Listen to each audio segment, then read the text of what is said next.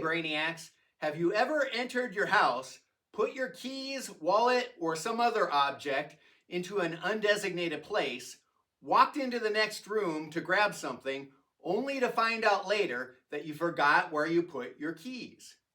Researchers have extensively studied this idea of forgetfulness with memory models that apply to events such as remembering people's names, misplacing things, or forgetting why you walked into a room.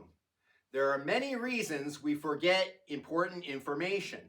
And as you guys are going to be future mathematicians and scientists, it's definitely a good idea to get a good sense as to how to maximize your memorization abilities.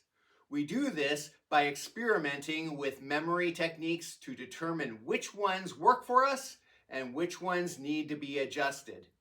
On the flip side of remembering is forgetting. And that's what we are going to take a quick look at today.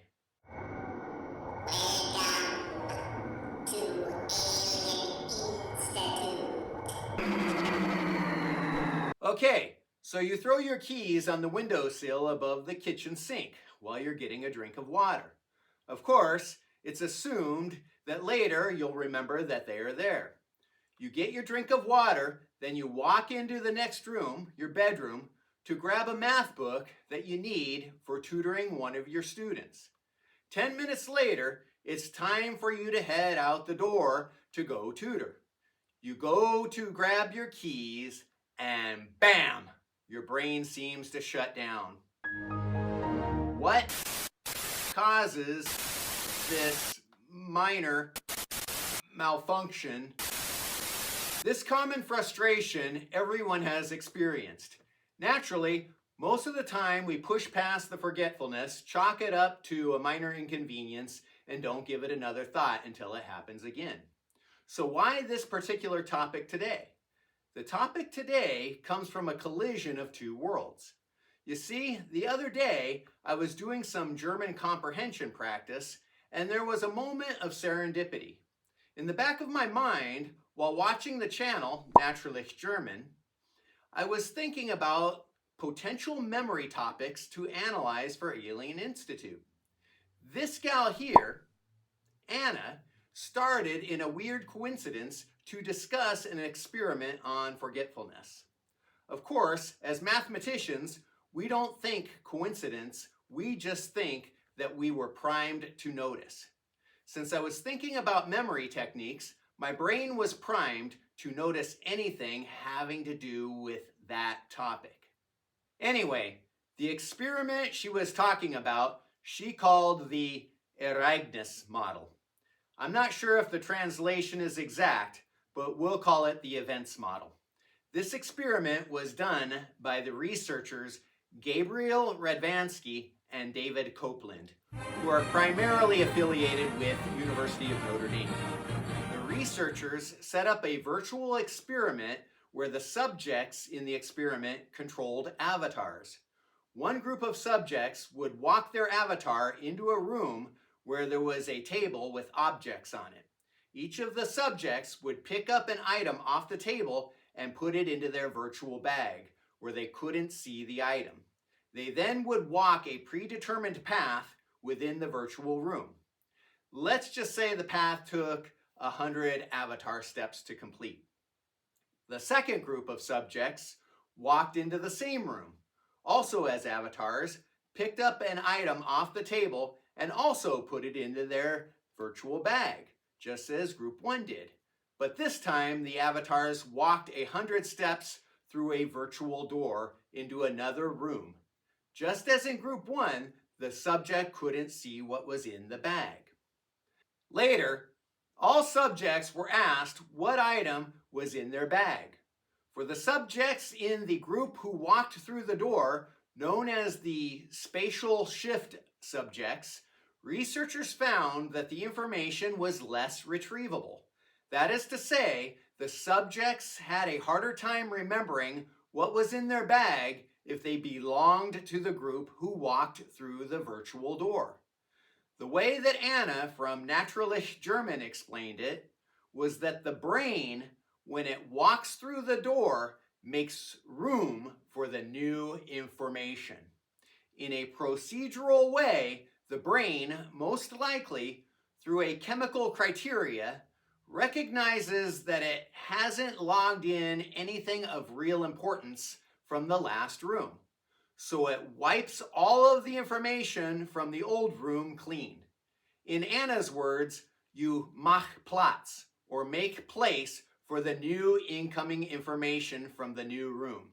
If you stay in the old room, the information stays keyed in or dialed in. In other variations of the experiment, whether real or virtual, whether hiding an object you chose or one chosen for you, the results from those experiments were pretty much indistinguishable from the avatar experiment we just discussed. Anyway, one thing to take from this experiment is, if you happen to forget something, don't beat yourself up. It's normal. That's how your brain has evolved to focus on important matters. Your brain will hone in on what it deems necessary. This experiment just happens to describe my middle school algebra experience in a nutshell. I'd sit in class, listen to the lecture, fully understanding it, and then I'd successfully work 5 or 6 problems before the bell rang. The bell would ring and I'd head to my next class. Call the next class a new room with different information. Later, at the end of the day, I'd be in metal shop. While waiting for my turn to weld, a little bit of a wait since there were only 3 torches to weld, not including the arc welder, I'd start copying down the algebra homework problems due the next day. Finally, the highlight of the day, the final bell rang. When it rang, I'd fast walk it to my locker to gather my books for the long walk home. Wanting to limit the wait walking home, I'd only bring the necessary books home. Thinking I was being so clever, I'd take my copied paper of algebra problems, fold them up, and slide them into my back pocket. Shwoop!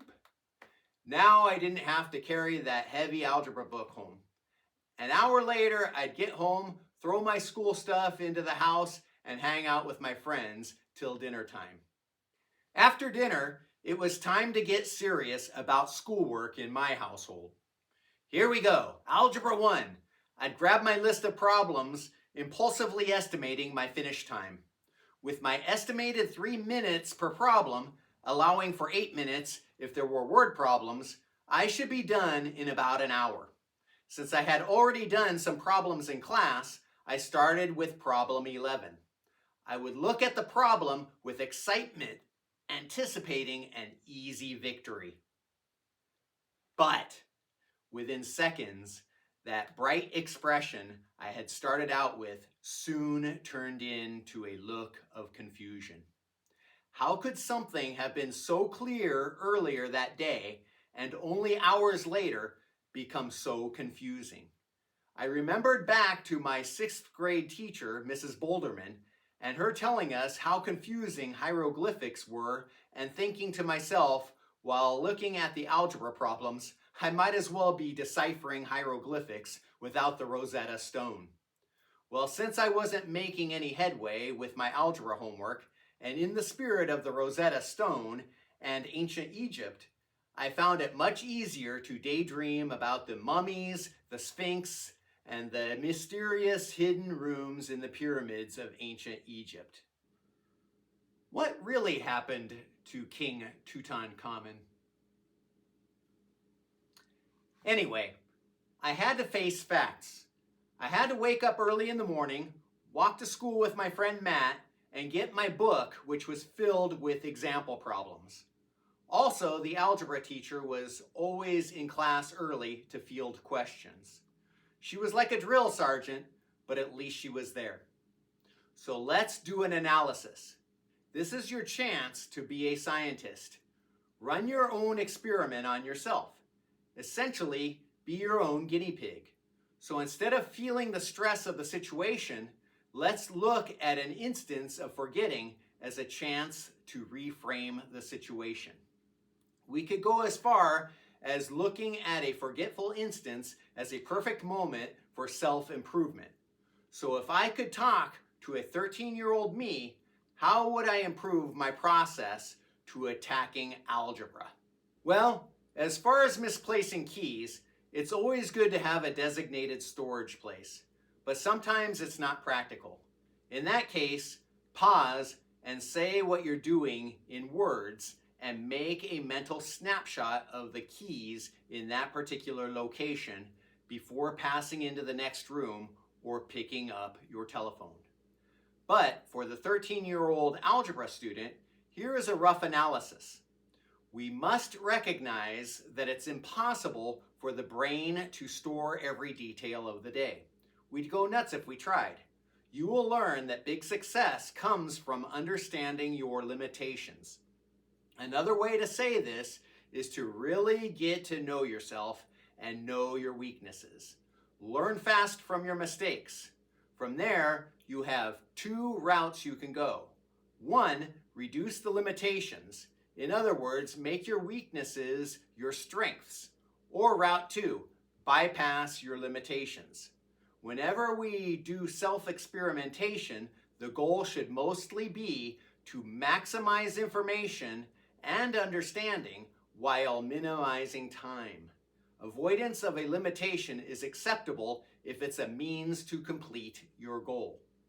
For instance, if your goal was to learn Calculus 1 within 2 years, and there was a terrible teacher teaching it now, but you knew there would be an outstanding teacher teaching it in 1 year from now, then avoidance would be acceptable. It makes more sense to wait it out. During the year before the class, you can build your algebra and trig foundation better than ever, and when it comes time for calculus, you will have a higher mathematical maturity level, along with a great teacher to bolster your success. It will be much less discouraging and maybe a bit more enjoyable. So if I were in my algebra class with today's knowledge, I know normally I'm going to complete 6 homework problems, maybe 8 if I stepped on the gas a bit. But instead, I will do 4, and not in a row. Experience tells me the variation of the problems in the middle and at the end of the assignment are harder than at the beginning.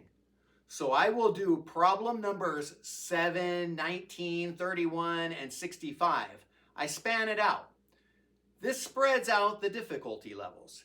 And surely, if I can solve the hard problems, I'll be able to figure out the easier ones. For each problem, I will write a detailed explanation to myself as to the process of solving each problem. I do this because I know that the more time that goes by from the moment I started a task, the more perishable the information in the short-term memory is. It's not just the time that kills the short-term memory, it's also distractions.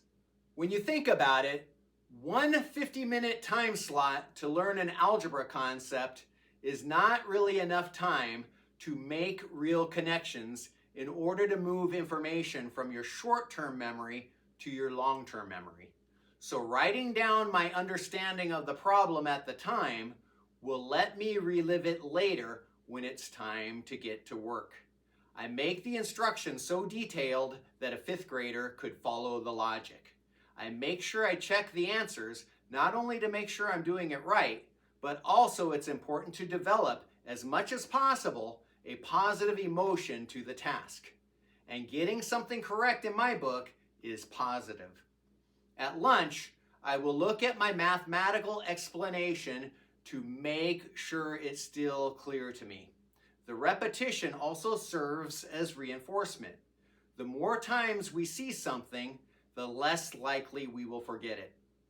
Now, right before walking home, not only will I bring my algebra book home this time, but I will also look at my explanation again. More repetition. Finally, when I get home from school, I glance at my problem's explanation one more time before I hang out with my friends. After dinner, I sit down to do my algebra homework, and things are looking pretty clear. I feel great because I realize I'll only have to clear up 2 or 3 problems the next day, not the entire section. Now, instead of deciphering hieroglyphics, I can now start my book report for English.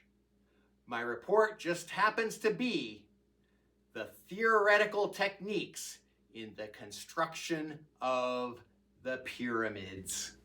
On the topic of forgetfulness, don't forget to strike the like button.